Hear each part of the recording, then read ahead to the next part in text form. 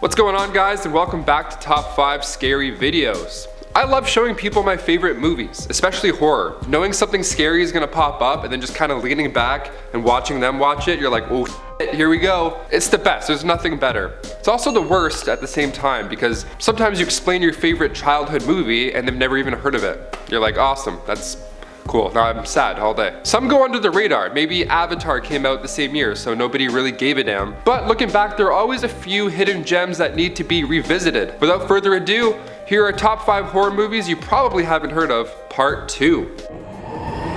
Number 5. 13 Ghosts. Released in 2001, starring Shaggy and Monk, aka Matthew Lillard and Tony Shalhoub, 13 Ghosts was the OG cabin in the woods. The movie opens with this rich collector and his assistant, Matthew Lillard, as they try and capture a ghost called the Juggernaut. And as you probably guessed based off of the name, they got their ass kicked and the rich collector meets his fate. Horribly, that is. So after his death, it's revealed that he intended on leaving everything to his nephew and his family. Starting with a large mansion made mostly of glass because, hey, those sound comfortable. Matthew Lillard's character disguises himself as a power company employee, and then while he's in the house, he realizes that it's actually a secret nightmare. The house is basically a prison for ghosts. Held captive by spells written on the walls, the ghosts aren't too fond of their new home. So one by one they start getting out, and the group must fight their way out of this monstrous prison. I was only 6 when this movie came out, and it of course scared me back then. Revisiting the movie now as an adult, it's really enjoyable to watch still. The opening scene shows how brutal these supernatural forces can be, so once you find out about the other 12, you're like, oh man,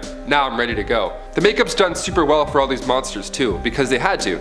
They didn't have CGI back then, or they did, but it didn't look nearly as good as it does now. The film doesn't really age because it relied mostly on the human performances playing all these ghosts, and they're amazing. It's kind of like when you go to an amusement park during Halloween and you see all those really good performers. It's just like that, but with lots of blood. And of course, Matthew Lillard. Sold. Number 4, The Descent. Written and directed by Neil Marshall, The Descent follows a young woman named Sarah after her husband and daughter's untimely tragic death. So about a year after the loss of her loved ones, Sarah and her 5 friends decide, let's shake things up a bit and explore some caves. You know, to get their mind off things. So the group had always been the type to explore, as the film opens with them on a whitewater rafting expedition. The trip starts to go off the rails when rocks collapse and they trap the explorers inside. Oops! So desperate for a way out, they start looking frantically. And they encounter this ancient mural that appears to show like another exit. Hell yeah, let's do it. Which way do we go? They see this bright light thinking that they found the exit, thinking that it's daylight. Turns out it's actually a bright rock. And then Holly rushes over to it and then bam, it's just a trap. She falls down into this big pit. Her leg straight up snaps, right through the skin. It's disgusting. So now we have like a 127 hours type situation. Things aren't looking great. Broken leg plus stuck in a cave equals bad, bad, not good. Then come the monsters. That's right, so after the others rappelled down to help Holly, they used night vision to see their surroundings, which was a horrifying scene, always is when it comes to night vision. They ended up finding animal bones. And then also one of the creepy cave crawlers. These things are horrible right from the start. They can crawl around super fast, they can stick to walls, they look like scary humans, and they use their teeth to attack. I love this movie. As I was watching, I felt like I couldn't breathe the entire time. I mean, a movie about explorers stuck in a cave? That's already good enough for me. I don't need any cave monsters to add to the mix.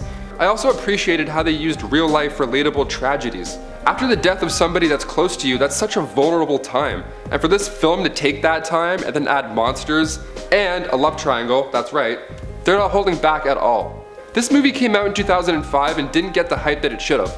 Many times during it, I asked myself, would I have been able to film this movie? Like if I was asked to do this film, they made a massive set with tight corners and low ceilings. They made it look scary and they made it look tight because obviously it'd be too dangerous to film in an actual cave. I don't know, I think my claustrophobia would be too insane. That plus a camera crew around me and this monster looking dude who's like 17 trying to bite my toes.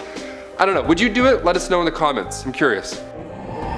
Number 3, The Strangers. Released in 2008, starring Liv Tyler, Scott Speedman, and directed by Brian Bertino, The Strangers is the sole reason I'm afraid to go to my kitchen alone at night. To this day. To this day! I saw this when I was 13. I was 13 years old, guys. This movie is also inspired by true events, which is also a great sell when you're watching it. That's the worst, eh?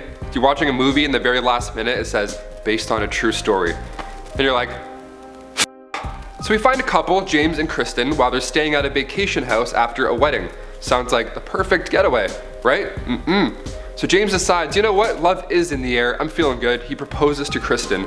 She declines the offer. Yikes. James' best friend Mike's like, alright man, I'll come pick you up the next morning, just stay cool, super embarrassing, sorry about that. So normally that night would be pretty quiet, but instead it ended up being terrifying.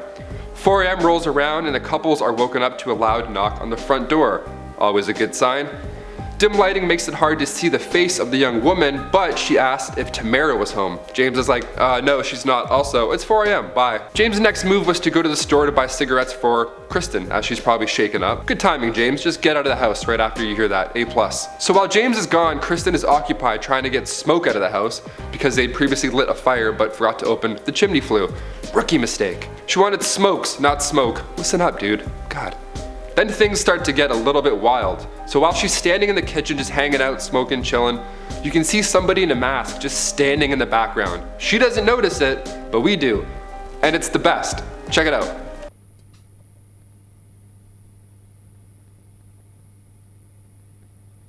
Yeah, it's not pleasant.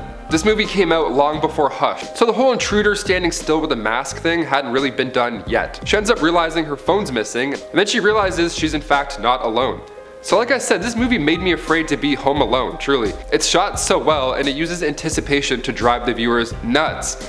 You gotta give props to Brian Bertino. He actually told Liv Tyler during filming that she would hear a loud noise from a specific spot, okay? Boom, action. But then when she ended up doing the scene, the noise actually came from a different area, causing Liv Tyler to actually jump in fear. What a nice touch. Little things like that are noticeable in movies. The fact that every scene that you watch too has the camera moving slightly, it adds to it. It feels like you're standing there in the room. If you haven't seen The Strangers, make sure you don't watch it while you're home alone. Or you know what? If you think you're hardcore, do it. I dare you. Number 2, Dark Skies. Okay, with all this talk about Venus potentially showing signs of life, it sparks quite the conversation. Are aliens real? Are we the aliens this whole time? What's going on? So it was only fair to add some extraterrestrial goodness to this list. Dark Skies, directed by Scott Stewart, is the classic tale of a family being stalked by aliens. Good times. And it's probably the scariest alien movie I've seen. Hear me out.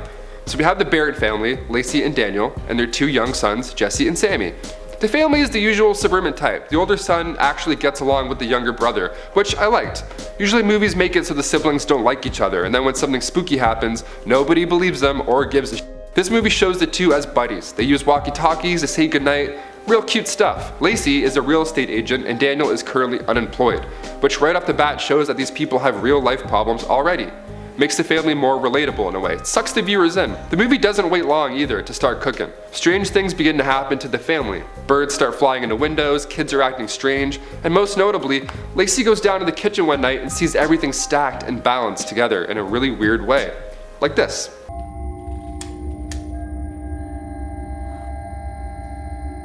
So naturally, the youngest one is being questioned. Plus him acting weird at parties and stuff, it makes things not look so chill. Eventually, they ask for help from an alien specialist.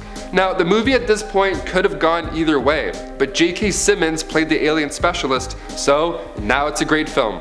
He kills it. His character is very compelling, very soft-spoken. He refers to the aliens as the Greys, which is just kind of neat in general. I don't know, it sounds weird when he says it. The Greys. I don't know, it's good. I can't do the rasp. So now we got ourselves a good time. For being an alien movie that doesn't take place in space, Dark Skies did very well. It wasn't reviewed too well by critics, but horror fans all over have constantly backed this movie up. What did you guys think? Was it cringe or was it creepy? Let us know in the comments.